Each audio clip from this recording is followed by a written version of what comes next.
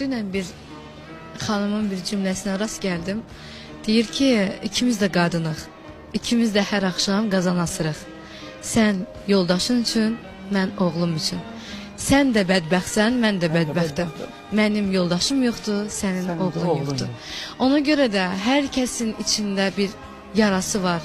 İstər övlad yarası, istər yoldaş yarası, istər ana, istər ata yarası. Yəni hər birimiz bu kədəri, bu pis hissləri yaşayırıq. Kimisi zamansız köçürdürük, kimisini zamansız qəbul edirik. Ona görə də heç kimin həyatına, heç kimin övladına, heç kimin ailəsinə dil uzatmayın. Çünki bilin ki, bugün qınadığınız şey sabah sizin başınıza gələcək. Ona görə heç kimi heç vaxt qınamayın.